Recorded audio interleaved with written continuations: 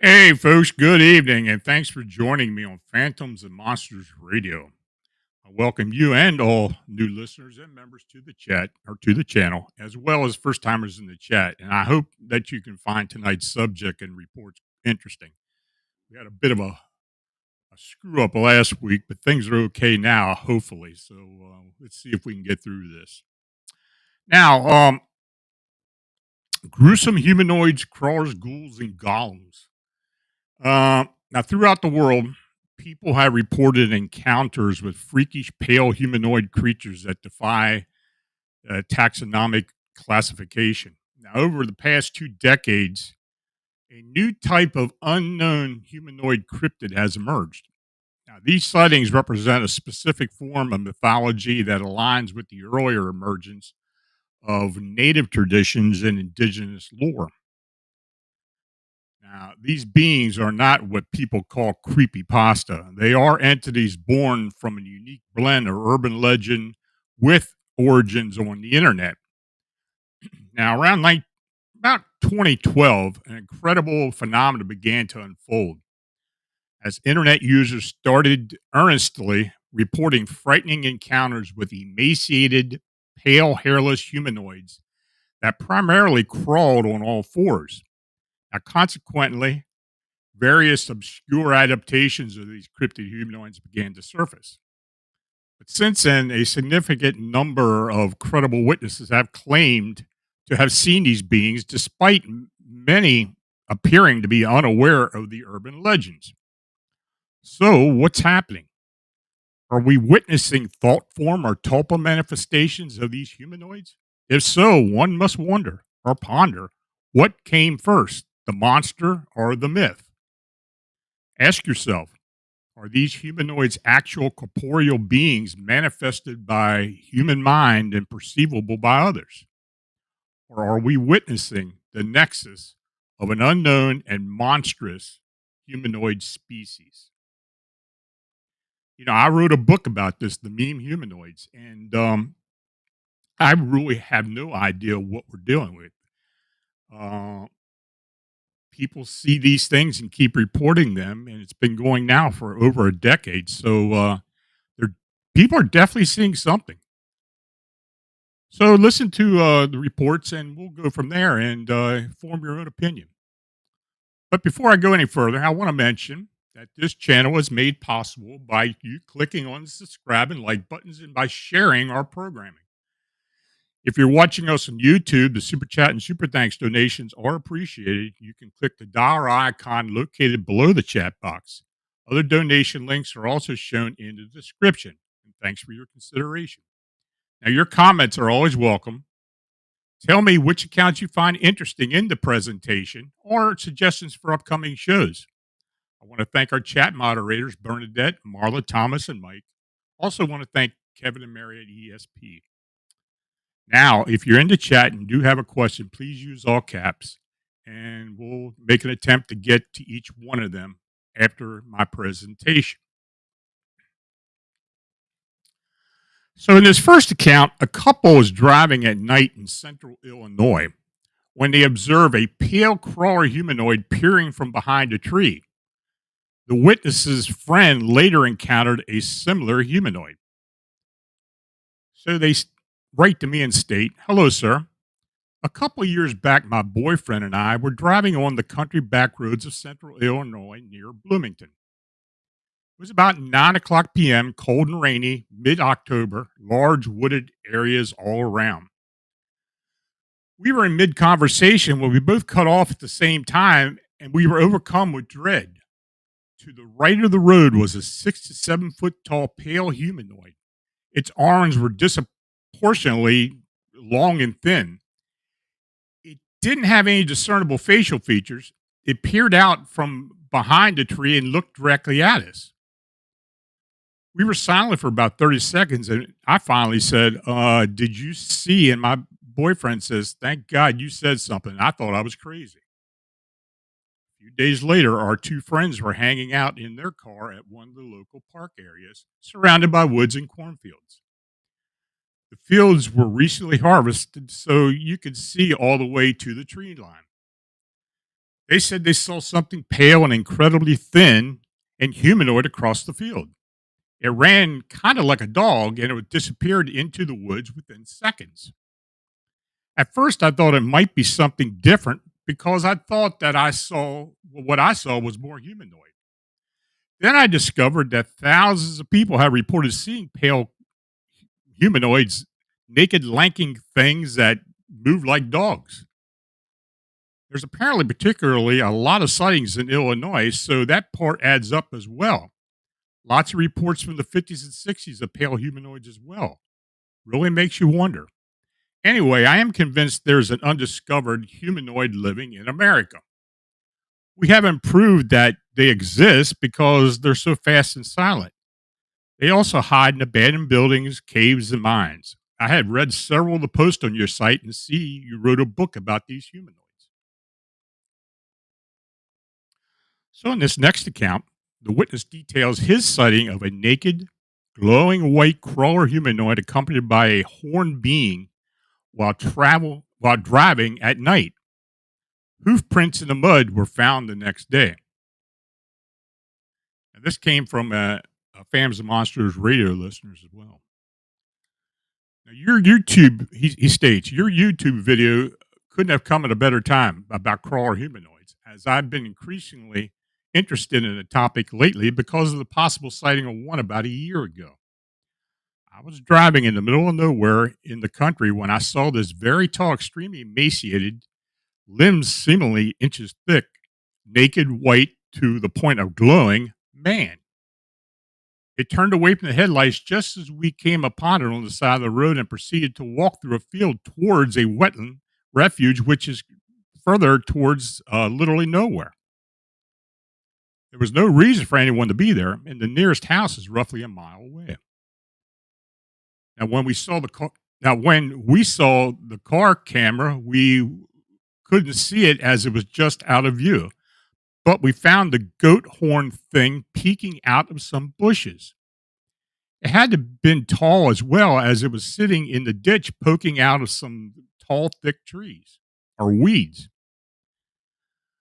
We went by the day after looking for some type of evidence and found nothing from the man, no footprints, not a thing. Now, the ground was extremely thick mud, and my sons and I couldn't find one single print, and our feet were sinking as we walked. Now, we did find what looked like large-sized hoof prints by the ditch, as if something walked out of it and down the field. It appeared to be bipedal. Now, the whole sighting was just all kinds of creepy as this man was not only naked, but so thin. It was almost like a scene from a horror movie. All kinds of strange things have been sighted in this area, from a UFO that came down above a power line leaching electricity with some cables back in the 80s to a black eyed kid account told by my son's best friend. I've recently only attached pale crawlers as a possibility to what I could have been, could have been seen. So I've been listening and reading all kinds of accounts lately. Thanks for furthering my research. And I kind of wonder if the witness observed two separate entities, or if the crawler humanoid may have shapeshifted into some type of horned being. I don't get much variation as far as something having horns that looks like the crawler humanoids, but who knows? Now, in this next account, a father and son are hunting on their cousin's land in Burnett County, Wisconsin, when they hear something near them. They both observe a small, pale faced being peeking from behind a tree. He states, "My cousin owns land in Burnett County, Wisconsin, where there's lots of hills and lots of deer. It's a tradition for us to hunt on this property. My dad, cousin, and all their friends pitched in to build a hunting shack on the property and put up tree stands. We hunt on a schedule, so none of us hunt in the same area at the same time, both for our safety and the hopes of getting a deer. Now, my dad and I took an ATV and headed up a hillside. The sun wasn't quite up yet, and we wanted to get set for sunrise. We marked which hill we were going up on the schedule inside the hunting shack. Nobody else was there yet, but we marked it anyway in case my cousin and his daughters showed up. We waited until about 9 a.m. and didn't see anything, not even as much as a squirrel. We decided to go get some coffee to warm up and then head back out. I followed my dad down to the path to the ATV, and we'd stop every so often to listen for deer. The only noise I heard were my footsteps and my dad's. About halfway to the ATV, I heard something else. It only happened when my dad and I walked. When my dad and I walk during deer hunting, I mimic his footsteps so we make less noise. I step at the same time as him. However, something behind me was making noise. It was like something was mimicking my footsteps. I spun around and peered into the trees. The sun still wasn't over the top of the hill yet, so we were in quite a bit of shade. I didn't see anything, so I continued to follow my dad down the hill. But I heard it again. This time, I turned around when we were still walking, and I saw something duck behind a tree. A pale face poked out from about 30 yards up the hill and hid behind a tree again. It poked out again, and this time stayed staring at us. I stopped and hit my dad's shoulder. He turned and saw it too. "Get to the four-wheeler," he whispered, and I didn't hesitate. I stared it down as my dad started up the ATV, and as we departed, the face's shoulder came out from behind the tree, followed by the rest of its gnarly, malformed, small human-like body. My dad hit the throttle, and we got back to the hunting shack as soon as we could. Nobody else was there, so we got in the truck and left. I haven't been in those woods since. My dad was and got a deer this morning and acts like it never happened. I still think about it far too often.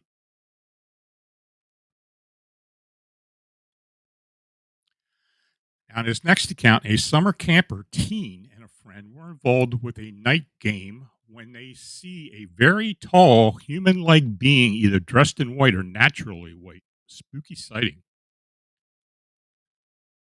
The witness states, "I grew up going to a summer camp in Northeast Pennsylvania every year, it was named Lake Greeley. One year when I was about 13, I had a strange experience that I still think about from time to time. Every night we played a night game, think manhunt, capture the flag, etc. Everyone, of course, gets into these games, and everyone in the camp meets before and after the game in the lodge. Now, for these games, everyone has would get decked out in all black camo, face paint, and the works. This is relevant. Another relevant detail is the woods were strictly off limit. Now, on this particular night, I can't remember exactly what we were playing, but I'm running around with a friend from my cabin, and we're up on the soccer field, which is lined on two adjoining sides by woods. She points something out to me in the tree line, probably about 100 yards away. It was an extremely tall figure that was either dressed in all white or was just white from head to toe. We looked at it for a couple seconds and watched it disappear into the woods, then reappear a few yards down the tree line. The next time it appeared, I was hit with this inexplicable dread and fear. I think she was too, but I won't speak for her. It was alone. It disappeared and reappeared in the tree line several times before we decided to run. I can't describe the terror. This thing made me feel no matter how hard I tried to rationalize it, it was just a person wearing all white. At the end of the game, the whole camp reassembled in the lodge, and we made a point to look around and see if anyone was wearing all white, and of course, no one else was wearing light colors. The only people who wouldn't have been at the all camp meeting were the nurse and the maintenance man. It wasn't the nurse, I'm quite sure it was way taller than the maintenance man. If it was some camper or counselor trying to sneak around and make out in the woods or something, they would have not changed into all white clothing. It was way too subtle for it to be an attempted prank. If a counselor was trying to scare some campers, they wouldn't have just appeared at the tree line a couple of times. Also, no one else seemed to notice this thing. This camp is in the middle of nowhere where there are no houses around. I've never had any paranormal, unexplainable experiences except for this, and it would be easy for me to dismiss it if it wasn't for the height of this thing and the inexplicable dread it made me feel.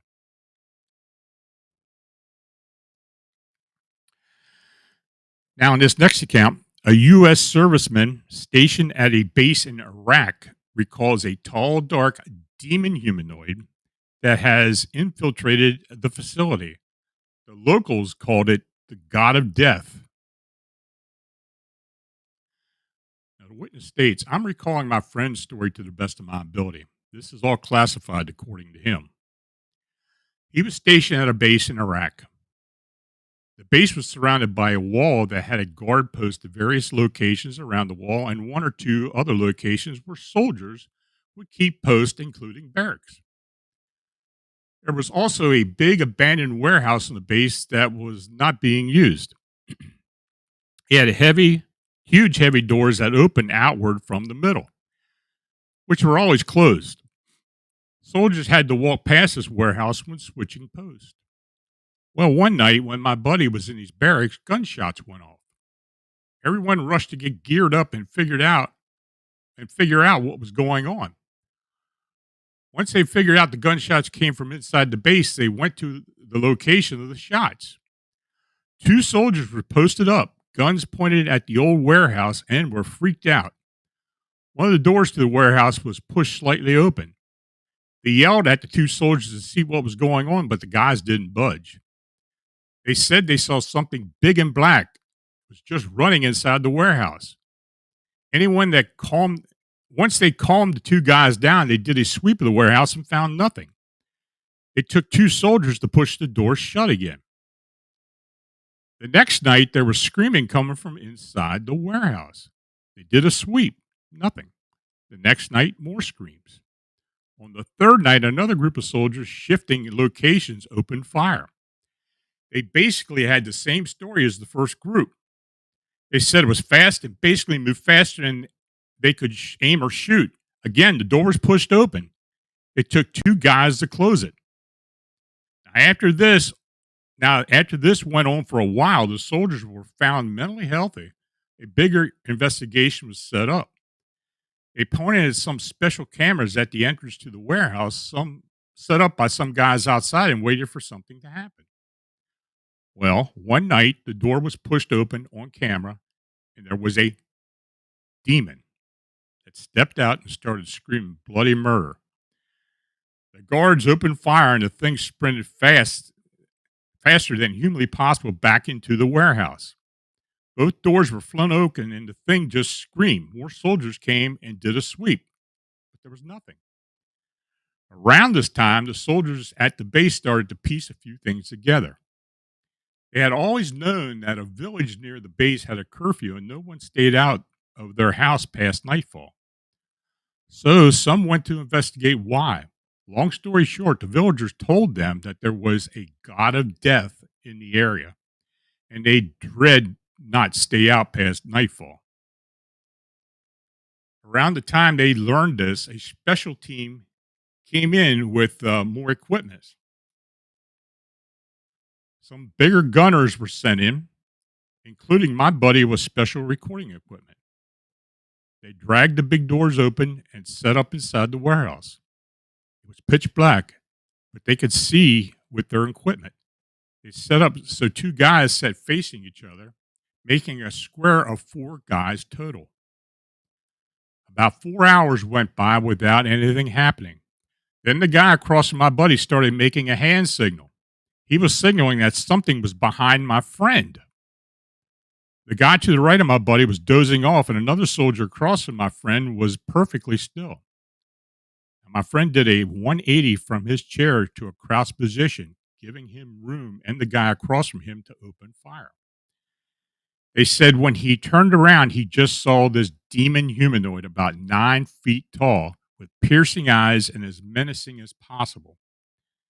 When he opened fire, the thing was so fast it teleported to the side and up the wall until it was on the ceiling.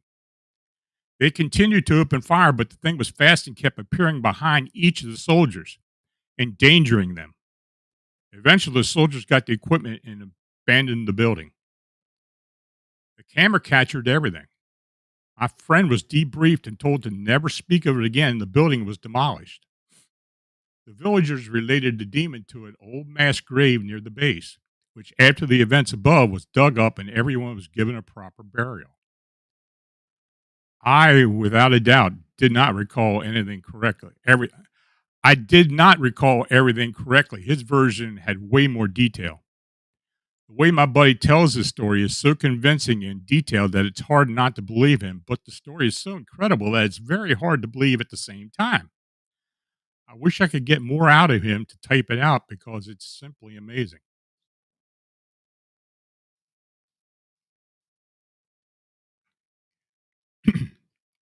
Now, in this next account, a woman and her daughter who live in Iowa continuously caught sight of a hide behind being that was tall, bipedal, and pale. They were never ever able to capture an image.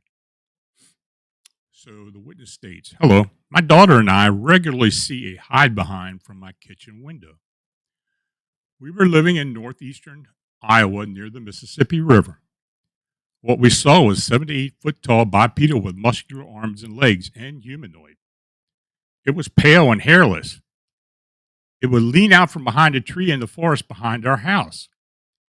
If you moved about, it would pop back behind a tree.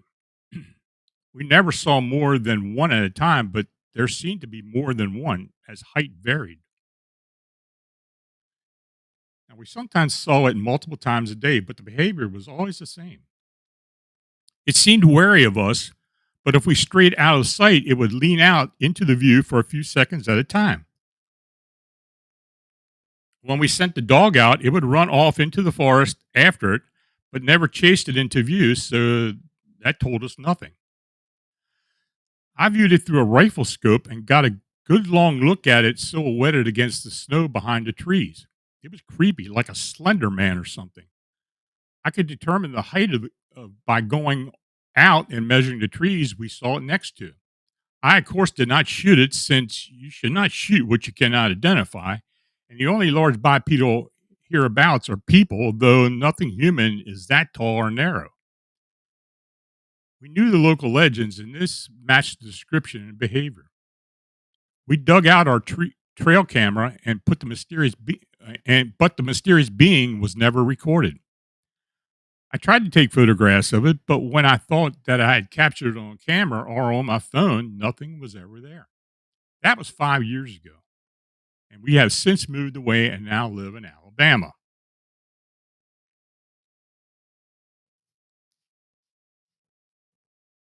In this next account, two friends in the Philippines encounter a tall, dark, slouched, hairy humanoid while driving. They both panicked at the time. The witness wanted more information on this creature. So he writes me, I was staying in the Philippines for a month with an old friend in 2006. We were driving in the late evening when we stopped to look at something we had seen off the side of the road. Now, this area is quite rural and forested, and it's easy to drive on poorly paved roads for a while before encountering another vehicle. Driving at a cautious speed in the tall surrounding brush that looked like corn stalks amongst the forest, we noticed a large dark figure well around or over 6'5", rushing through or 6.5 foot, excuse me, rushing through the field. Seeing as it hadn't met a single individual past 5'7" in my time in this area of the Philippines, I freaked out and my friend slammed on the brakes. We both observed it in silence. It looked at us, not menacing, but there was like an eerie feeling not knowing what the intentions were of this looming figure that could easily rush at us. And since we were only 30 to 40 feet away at that point, after about a half a minute, it just turned back into the stalks, heading towards its initial direction. My friend and I sat in stunned silence before we composed ourselves enough to give each other a quick "what?" Drive away now, look, and then continue our panic journey back. We spoke little of the incident on our trip and haven't told many people aside from close friends because Asian Bigfoot Sasquatch in the Philippines? Okay, sure. So back to sleep. So go back to sleep. I have never been exactly sure what I saw. It certainly didn't have the face or appearance of a bear. It looked more like a dark, tall, slouched, hairy humanoid figure. It was certainly not a man, though. That's my experience. Haven't had reason to return to the Philippines since then, and I really don't want to. I don't know what they ran across. There are so many different types of humanoid sightings in the Philippines. I dare venture what they saw. Though I will say I have never heard of anything that even resembled a Bigfoot being talked about. But then again, I don't know.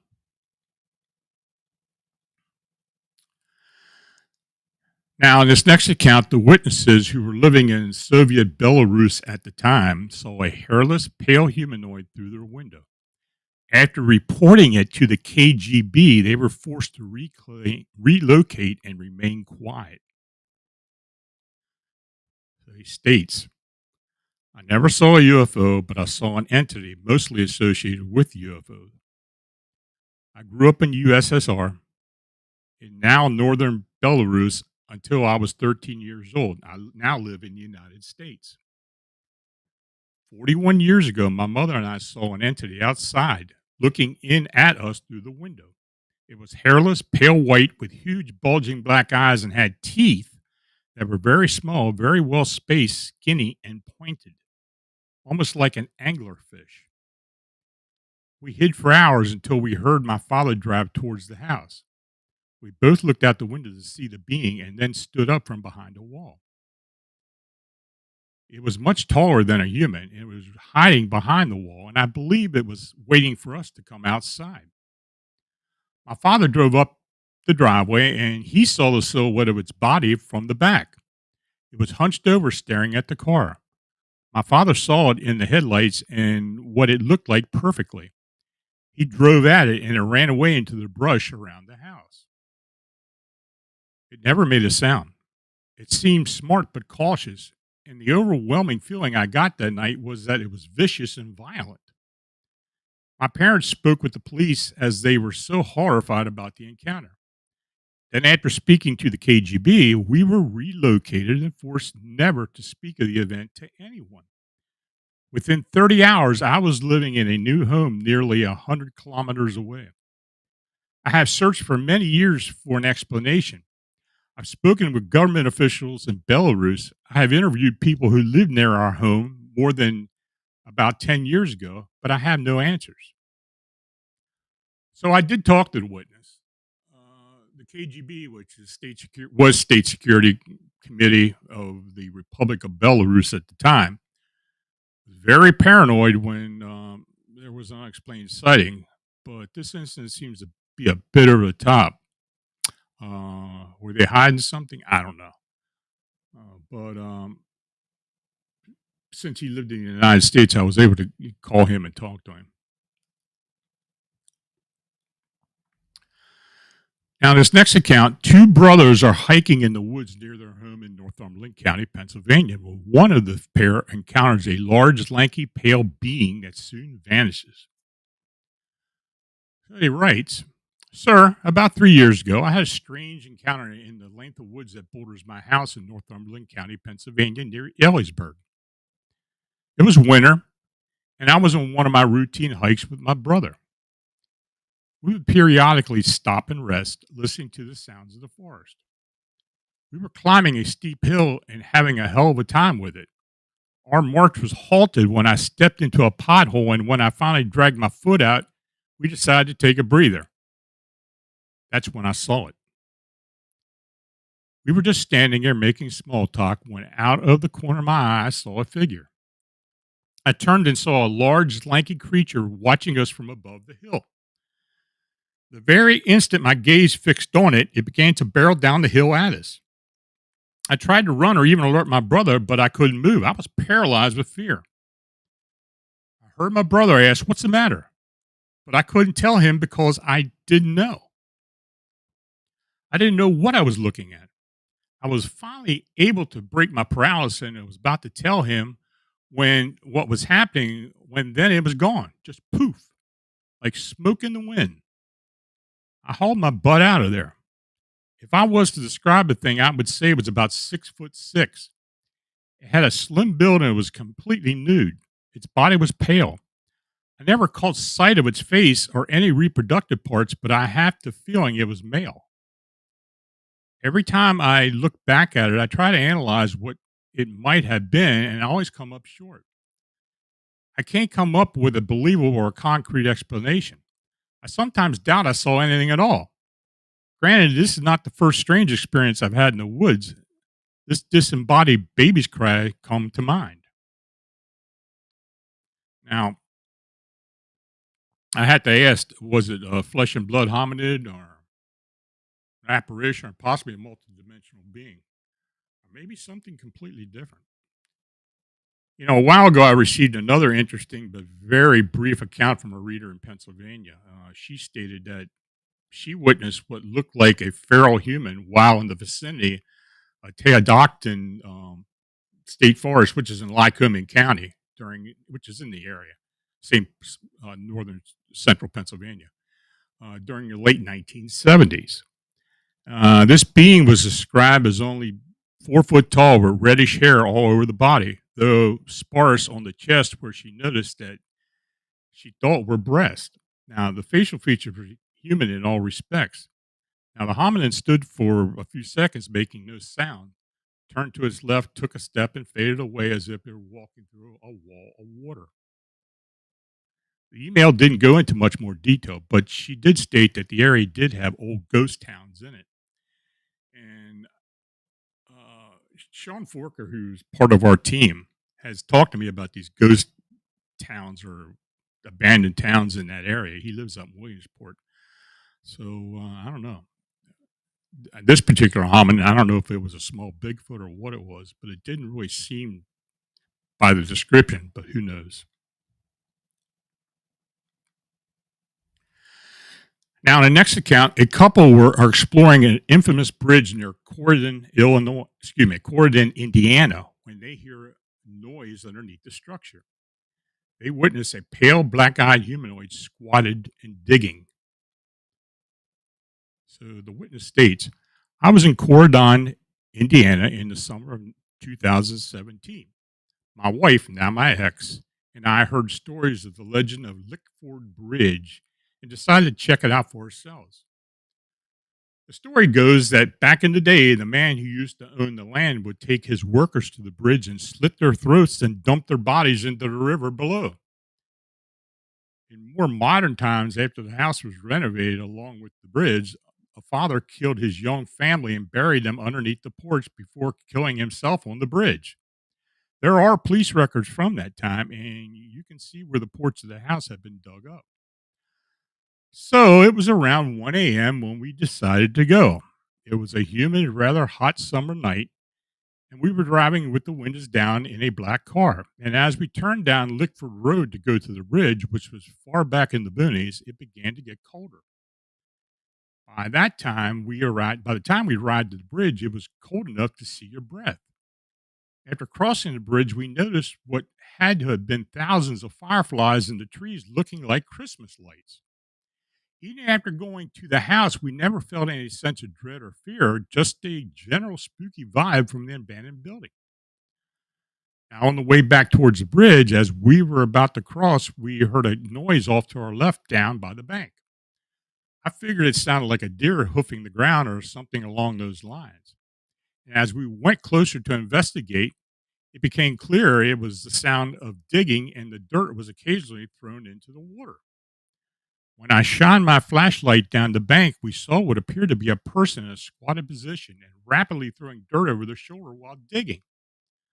Upon closer inspection, the figure was pale white and seemingly emaciated.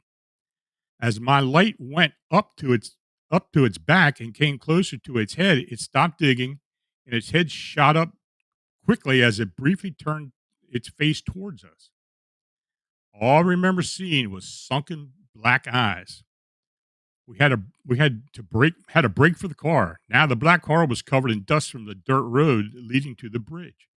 And when I shined my light on my car, I saw several handprints with elongated fingers. We drove away and vowed never to come back. So that's the last account, folks. You got any questions? Put them all in caps, put it up there, and I'll try to answer it. And I see Paula mentioned something about aswongs are creepy. People don't know what aswongs are supposedly. They're supposedly a vampire like being that lives in the Philippines. And I've had a lot of aswang accounts sent to me. I don't think that's what this was, but because they never really mentioned anything about wings, so I don't know what it was. So you got any questions? Put them up there, folks.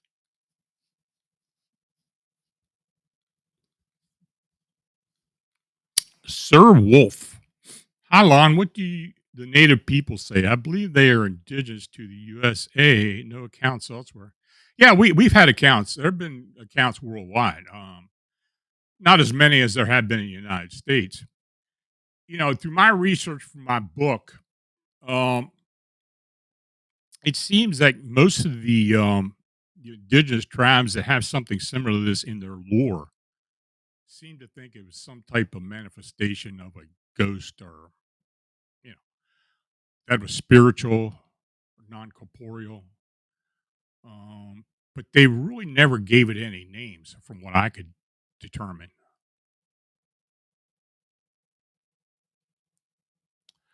Jose Sanchez, Lon, have these gray crawlers ever been seen in groups before, or do they seem to be always spotted alone? Most times they're spotted alone. Every once in a while, I'll get maybe a pair that are seen. It's very rare. It's mostly just singular beings.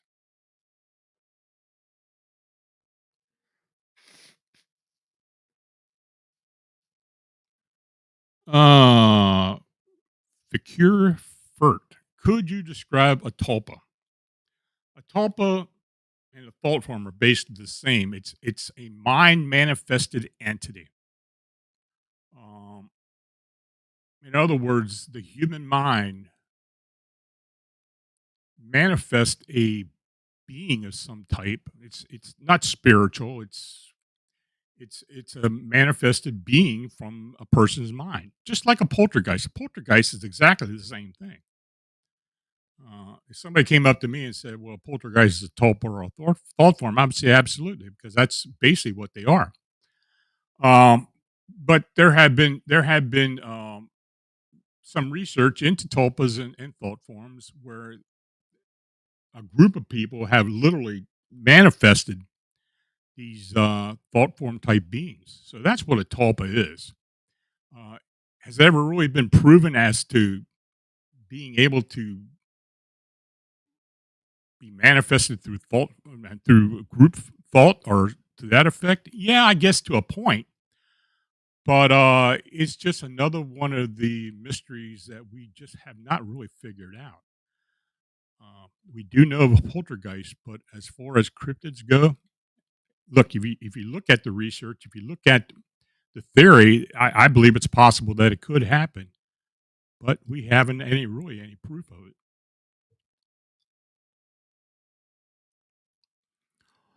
Walter T. Rogers, what do you think these creatures are? Are they related to I guess you're saying UFOs. I Rarely is there any UFO or UAP sightings associated with these beings. They just seem to show up from nowhere. Um, look, I told you I wrote the book. I'd have no idea what these things are. If I had to guess, I would state that they're probably multidimensional or interdimensionals, and that that they are able to be portal travelers, just like a lot of other cryptids, I believe, are as well. I mean, people have their own theories as to what these things may very well be, and of course, since this phenomena is not that old, I mean, even though there have been sightings back decades ago, uh, it has become more prominent with the internet, and has had gotten that meme type of distinction that people describe as being just like made up or creepy pasta or whatever you want to call it. I think there are some examples of possible maybe gray alien beings, tall grays like that could be mistaken for these beings. I don't know. But for the most part, what people have been describing does not look or seem to be an extraterrestrial or a gray or whatever. It's something much different than that. And they're not always white. I mean, we've had various colors in the book itself. There's various colors of these beings. Um, but there have been times when people have literally had some contact with them. I mean, physical contact. Not a lot, but there has been some physical contact. Arla Snyder, are there any reports of violent encounters with these pale crawlers? I don't know if you really want to call it violent. They seem to like to chase people sometimes. We had an encounter that was reported to me from Bethlehem, Pennsylvania, where a woman had been driving a van, and this thing ran out of the woods near the road and got into the van. Well, she was absolutely terrified. Um, it did make a little bit of contact with her. I think it touched her shoulder, but it eventually ran out the back of the van. And at the time, her and her husband were looking for a home to move into because they had just moved into the area. So, yeah, I actually talked to her, and like I said, it was included in the book, but it was very strange. And this crawler was like a tan color; it wasn't white.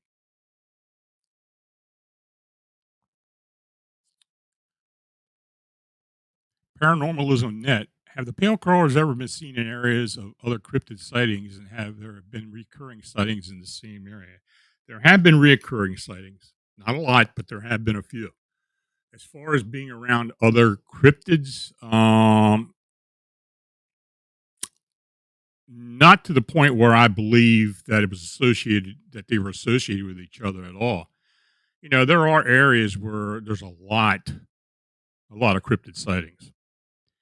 And here in Pennsylvania in particular, we have been getting reports of these crawler humanoids in areas where there is Bigfoot activity and even other cryptids. I don't know if there's a connection.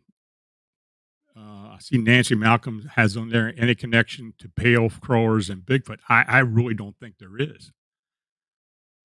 Though they have been seen in the same area, but I just don't think there's any association with. Sir Wolf Hylon, could there be a byproduct of skinwalkers trapped or cursed somehow? Well, skinwalkers are not cryptids, basically. I mean, I guess you could classify them, even though they're are a manifestation of a human witch or in traditional means. So it wouldn't really have anything to do with skinwalkers and these crawler humanoids because the areas where these show up. I mean, there are lots of different places, and a lot of times it has nothing to do with indigenous folks. So I don't think there really is a connection there. But you never I've always learned, and I have learned that never be surprised, but by something that'll come into me and it'll entirely blow up my theory.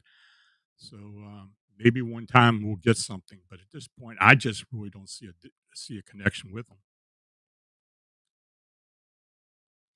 Jose Sanchez, maybe assuming that crawlers are omnivorous, have there ever been reports eating anything at all given their exaggerated thin composures? There have been reports of them eating or scavenging on dead animals in the woods, on roadsides, and such. As far as actually getting other food, I don't know. But some people have reported seeing them scavenge roadkill or something that was dead in the woods. Marla Snyder, any thoughts that the pale crawlers could be like drones, sort of worker bees for the higher cryptids? That's an interesting concept. I don't know. I just don't know. I really don't see that. I haven't really gotten anything to associate that they are connected with other cryptids. Um, Whatever they are, they seem to be, loners for the most part. I don't think they really have much association with any other phenomena.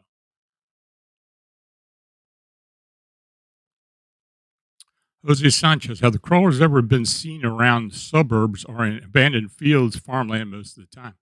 They've been seen everywhere. There have been a few in the suburbs, just like the one outside of Bethlehem, Pennsylvania. If you know that area, it's built up pretty heavy. Uh, but for the most part, most of the sightings are in rural areas. Nancy Malcolm, any connection to pale crawlers and Bigfoot? Like I said before, I don't think there are.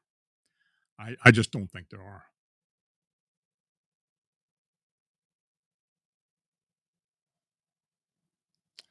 Jose Sanchez, if you have ever read about Dr. X, he wrote that underground alien bases had bizarre experiments going on. Could their recent appearances be related? Well, first of all, I know who Dr. X is or was. And he showed up in a lot of books that were written by Tim Swartz and uh, Mr. Berkeley and a few other folks. Uh, he supposedly had been part of the military at some point. I do know who it is, but I'm not going to mention who it was. Now, again, I don't know if there's any connection there or not. I mean, a lot of people try to equate these things to UFO and alien phenomena, but I just think this whole phenomena is something completely different.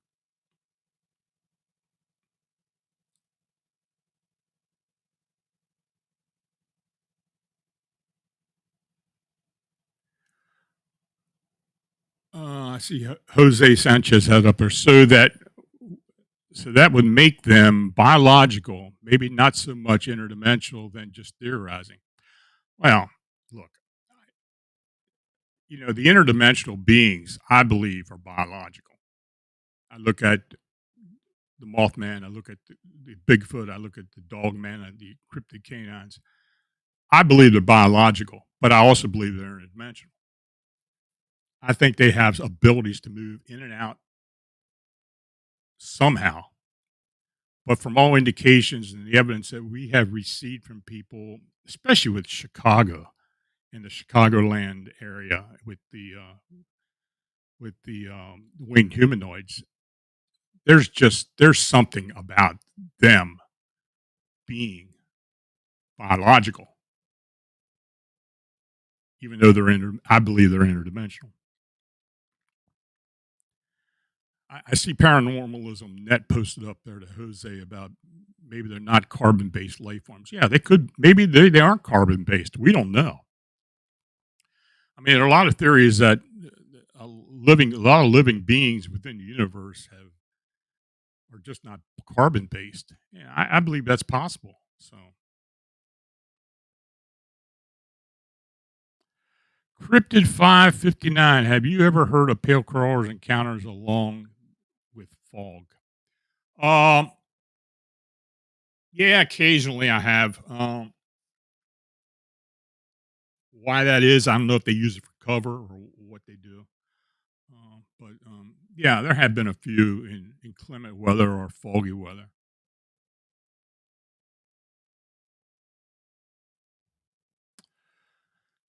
Let's see. Nancy Malcolm, could they be cave dwellers that are not out and about or for whatever? I don't know. I know Bigfoot are reported as cave dwellers in mountains. Um, there have been some people who equate them to being feral humans. Again, I don't know if that's true or not. I have had reports in West Virginia and Western or Southwest Virginia in the mountains, in the Appalachians, of people who had encounters with beings very similar to these crawlers that they believe were feral humans. How true that is, I don't know. But there have been people to equate that. And, is it possible? Sure, it's possible. But who knows? Jose Sanchez, maybe they are aware of specific portals. Yeah, I think they are. I think they have the ability to just be able to find them or to detect them and use them, like Bigfoot or Dogman. Sure.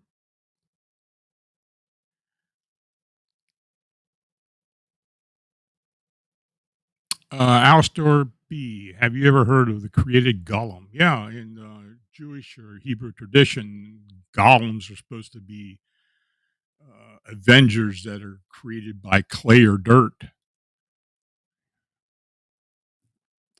It's a legend, of course, but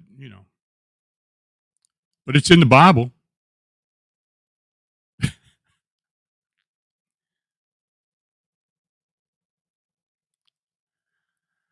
Okay. Well, folks, I want to thank you for all coming in here. Thanks again, and for watching and chatting. If you donated, it's truly appreciated, and your support is what makes this possible. So please like, subscribe, and share. And Ken Ranum, I thank you for your donation of $5. Very much appreciated. If you have a sighting or encounter report that you would like to be considered for the personal reports show and are posted on Phantoms and Monsters, feel free to forward it to me at lawnstricklerphantomsandmonsters.com. So, if you do have any suggestions for next week's show, send it to my email, lawnstricklerphantomsandmonsters.com, or go to my Facebook, use Messenger, or however you want to do it. And I'll give you 24 hours or so to make some suggestions so I have enough time to dig them up. But there it is. So, anyway, until we meet again, I want you to stay healthy, safe, have a great weekend. Stay cool because I know around here it's getting warm, and down south of here it's getting really warm. So have a good night. Take care. Talk to you next week.